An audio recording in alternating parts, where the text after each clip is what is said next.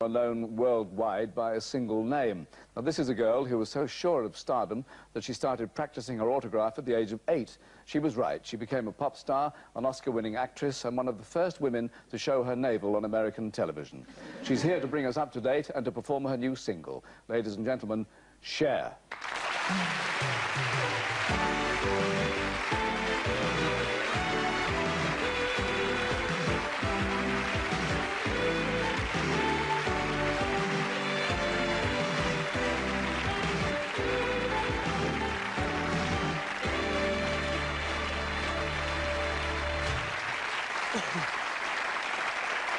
Cher, you're very welcome. It was very thoughtful of you to show me your belly button as you walked down those steps as well. Did I? All right. Thank you very much. But now I have it all tucked away. Well, that's show business. But when you were 8 years old, practicing your autograph, what name did you write? Actually, I wasn't 8. I was 12, and I wrote Cher. And I had it actually perfected by the time I was 12 and a half. Good Lord, because your own name is quite impressive too, isn't it? What, Sherilyn? Your full name, what is that? Sherilyn Sarkeesian. Yeah. Cher is easier, of course. Yeah, Cher was easier for everyone in my family. Mm.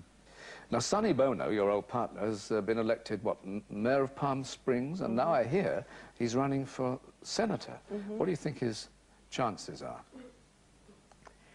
I don't know. You know, I have no idea, because it seems that the strangest people can become the heads of countries. So I guess, you know, I guess he's got as good a chance as anybody. Are you planning to follow him into politics? No. I'm way too honest to go into politics. Now, Architectural Digest quotes you as saying that you are neither a serious singer nor a serious actress. This seems a rather strange thing to say.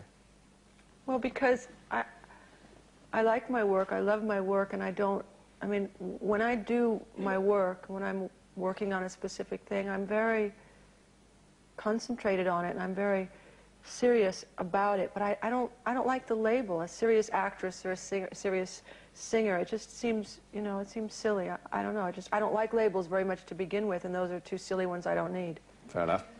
Though you're interested in architecture, you've had, what, 15 houses in 20 years, something like that? Finding it hard to settle down, or what? Well, I actually settled in one for 10 years, and then I sold it, and since then I haven't really, I mean, that was my home. That was kind of my one and only home in my grown-up life, and I don't know, now I feel kind of just, I'm floaty. Would you like your home, Richard, to be featured in a magazine? Has it been? No. No, I won't allow reporters near my home. I wouldn't have an interview in my home. I just find that my home is mine, and I just don't like the idea of sharing it with anyone else, in a sense. You can do it in mine if you want. Yeah, what about yours? Was that worth photographing? Apparently, I am actually in the observer room of your own. Like, because that's one of those, I didn't really know what it was about, and they kind of, it's usually one of those places where people say, yes, and I bought this in India on my travels, you know, and they have all these interesting things, and I'm kind of going, yeah, I got that in Tesco's. So. And that was basically it, like, you know. Yeah. So I look forward to seeing that.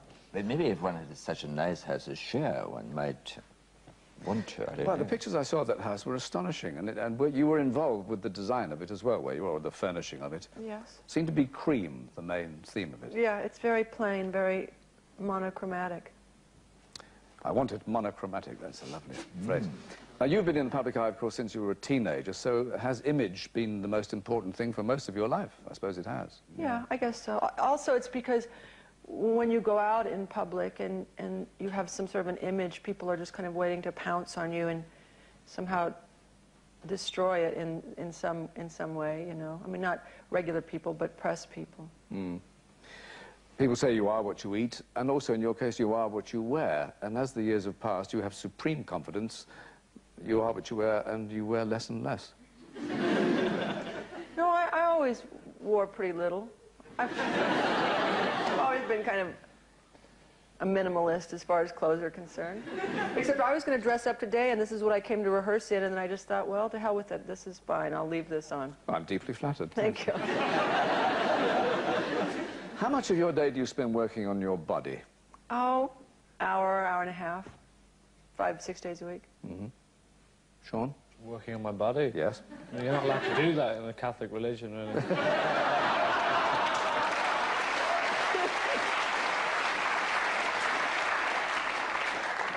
And Richard, you stroke the cat, I suppose. What do you do? I play squash twice a week if I can. I swim, and I do about 5 minutes, 10 minutes every day.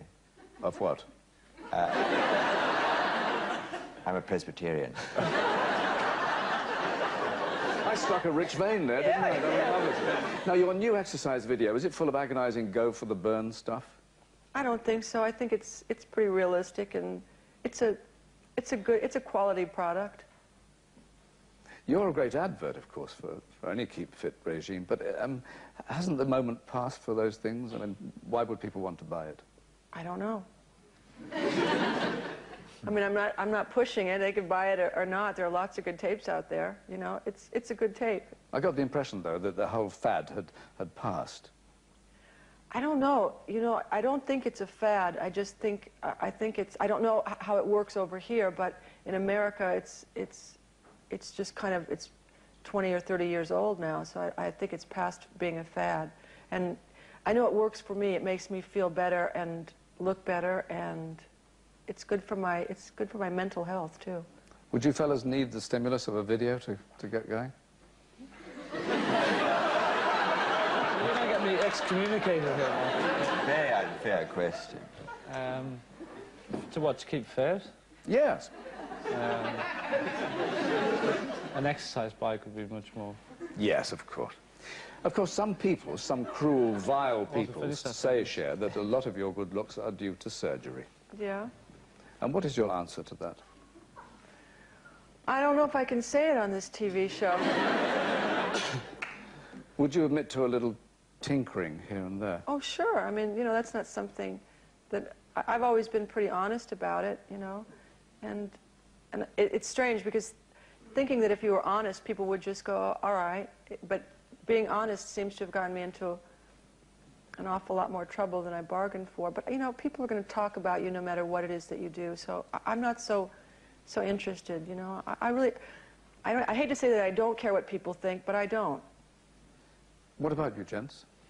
I don't think they've had any tinkering done. They look pretty... Do I look that bad? Is it... Oh, you look pretty untinkered with. But is there at any... Would a bit of tinkering help? No, I think it looks beautiful. Richard, in fact, is very proud of his bottom. Because you bared it how many times in the series? Well, yes, David Renwick, the film of Whip's Apocalypse, I bared it, and Hot Metal, I bared it, in these very studios, actually. The very, very first day of filming, I had to run naked down a corridor here. Didn't know anyone, didn't know any of the crew, didn't know any of the... It's a great way to make friends, though. Sure. Are you still a chocolate fanatic? And if so, that must be a bit dangerous. No, I mean, I'm not a chocolate fanatic. If people ask me, like, what's a vice? And I don't drink, and I don't smoke, and I don't do drugs, and chocolate's about as racy as I get. So, yeah, I like it, but I can, you know... A lot, do you eat a lot? Because Bob Hoskins said you did. Oh, he's full of shit. You meant that nicely. In a loving way. I adore him. Yeah. He was me just a little while ago. He what? Yeah, he played me. He shaved his legs. He called me in America and said, "Darling, I'm so and so and so and so." And he shaved his legs and he shaved his armpits and he wore a long red wig and... But he does that anyway. Yeah. Was that meant to be him, by the way, that voice? No. Well, it's kind of like my generic English person. When you, yeah. My generic English person is kind of like when you can't really understand what someone's saying. That's... Right. Now, you're taking on a European tour, aren't you? Yes, I am. What's the itinerary? Oh, Germany, France, Scandinavia, Scotland, Ireland, England. In that order? That's interesting. Well, it's not exactly in that order, but I know that it's someplace like that. And you're coming back here in May, yes. I think that is right. That's tremendous. And you're going to sing your single for us before you go off tonight, aren't you? Yes, I am. Tell us about that one. It's called It Could Have Been You. I like the sound of that. You can move at my house anytime you want, Cher. Oh, my God.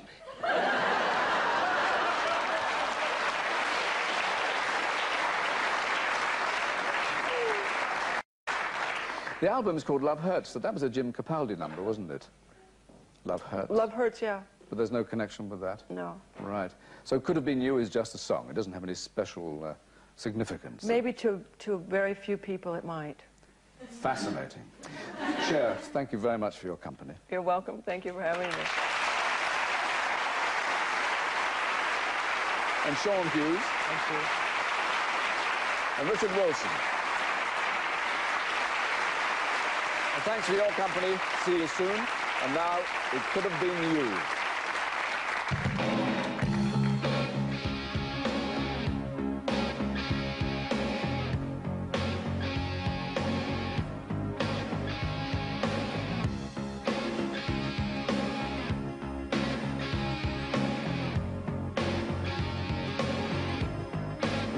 Well, it must have been good, 'cause you said it was love. I guess the day you left me wasn't good enough. Now you're calling my number, say you want to come back. Oh, baby, baby, it's too late for that.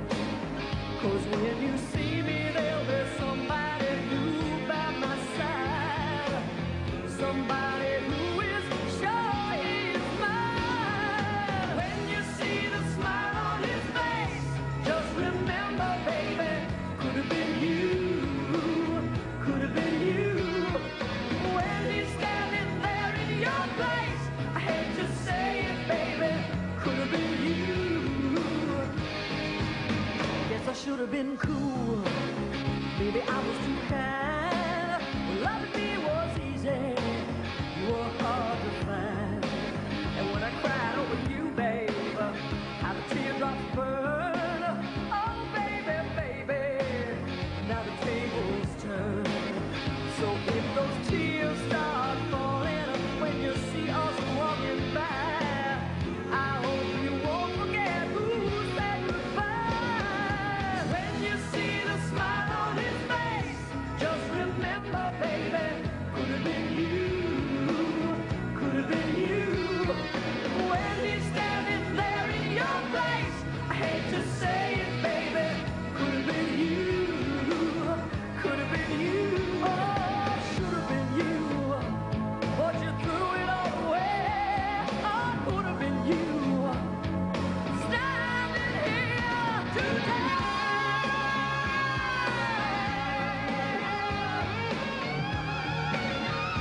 Could have been you, baby.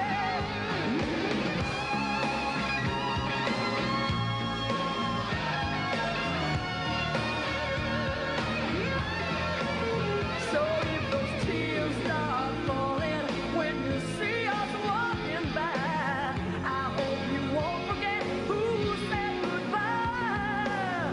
You said goodbye. When you see the smile on his face, just remember, baby, could have been you, could have been you. When he's standing there in your place, I hate to say it, baby, could have been you, could have been you, When you see the smile on his face, just remember, baby,